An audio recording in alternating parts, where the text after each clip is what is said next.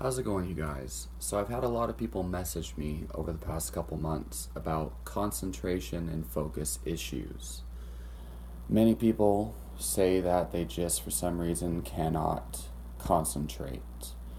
They have trouble finishing their school assignments, they have trouble finishing their projects. Some people have trouble deciding which video game they want to play and focusing on one at a time. Some people can't even focus on a conversation with another human being for longer than 2 minutes or stay on subject. So, the very first thing is, I think most people train themselves to be unfocused. So, your focus can be trained. It is a habit, it is a skill. Just like every other skill, the more you practice one pattern of behavior, the better you're going to get at it. So a lot of people spend their time practicing unfocused behavior. Scrolling through the Facebook news feed, flipping through YouTube videos. There's a difference between focusing on one YouTube video at a time and actually absorbing the information and flipping through, skipping through the video, clicking from one video to another without even watching, 3 minutes of a video, of each video. Basically like channel surfing through a television, which is something my dad used to do a lot of. And so people practice unfocused behavior. And those are just a couple of examples. Pornography is obviously another horrible practice for your focus. That's probably one of the worst. It is the equivalent of doing a hard drug. It absolutely is. All you gotta do is a quick Google search for the research and you'll find it yourself. Or you can search up NoFap and see the thousands and thousands of people who suffer from pornography addiction, and they suffer from all the same symptoms as a regular addiction, and then when they quit, their life changes in the same way that most addicts change when they become sober. Anyway, so to cure your focus, the first thing you really want to do is begin focusing on only one thing at a time.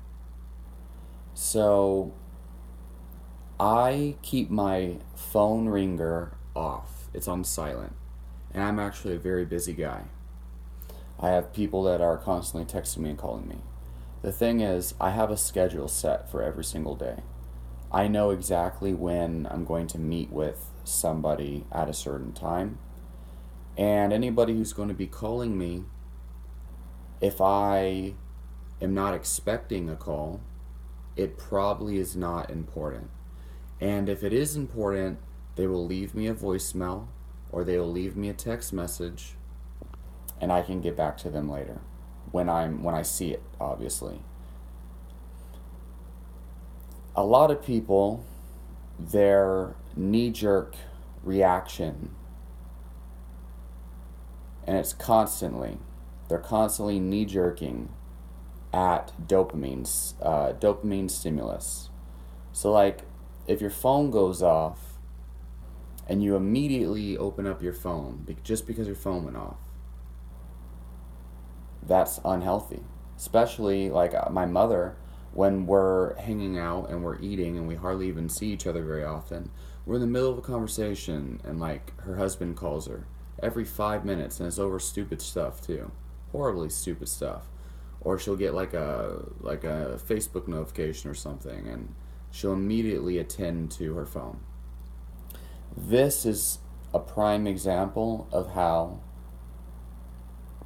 these types of things can ruin your focus because you're training yourself to be knee-jerky in the middle of focusing.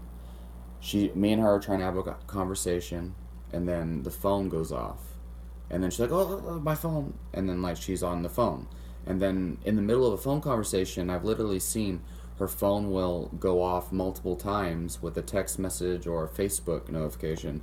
So she's in the middle of a conversation on the phone that interrupted her conversation with me, and she's interrupting her phone conversation for Facebook and text notifications. And this is a constant thing, and she's always talking about how she has low energy, she feels tired, and she lacks focus. So, yeah, if you're allowing this behavior to go on, obviously it will become a habit, and your brain is going to find it very hard to concentrate for longer than 2 minutes at a time. Whereas for me, I'm in the middle of a conversation with somebody. If my phone goes off, I purposely ignore my phone because I know that it will enhance my concentration. It's like an exercise. Like, I've had times where I'm recording a YouTube video and my girlfriend walks through the door, comes home from work, and starts talking to me or something. And I purposely keep my focus on the video. Obviously, if she had common sense, she would know I'm recording a video, which she knows these days.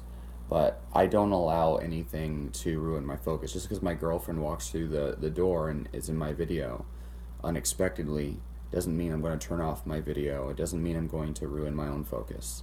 Instead, I use that experience as a tool to improve my skill of focus. And it works very well.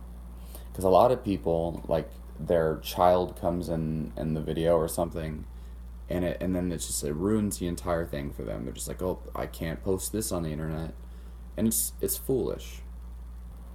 So you can practice focus. You can practice laser sharp attention span in everything you do. You can read a book and force yourself to continue reading for 1 hour. Force yourself to focus on the words, not just, it shouldn't be a race. Like, every single page you should, if you don't understand what it's saying, reread it until you understand it. That's what I do. It takes a lot longer to read the book, but what's the purpose of reading a book if you didn't process the information you were reading? It makes no sense. So, 1 hour of reading a day, and focus and force yourself to only read one book at a time. So something that I always had trouble with is I start reading a book, but then I really wanted to read another book, and then I wanted to read another book, and I would read a couple pages and then get bored and want another book, and I'd want to go and do something else, and like I could only do something for 20 minutes maximum without getting bored. And I'd get bored after 20 minutes. I'd be playing a video game and I couldn't focus on one at a time. Even video games, something that everyone seems to think is a distraction. I was too distracted to even do that, to even play a video game. So what I've done recently, which has transformed my life, well, for one thing, I have been taking dopamine regulating herbs, which really helps, obviously. Mucuna, and you could check out phenylalanine, which is an amino acid. I'll make a video on that later. But what I started doing is I'll buy a video game, right? And I will not play another video game. I will not buy another video game until I've completed this one video game.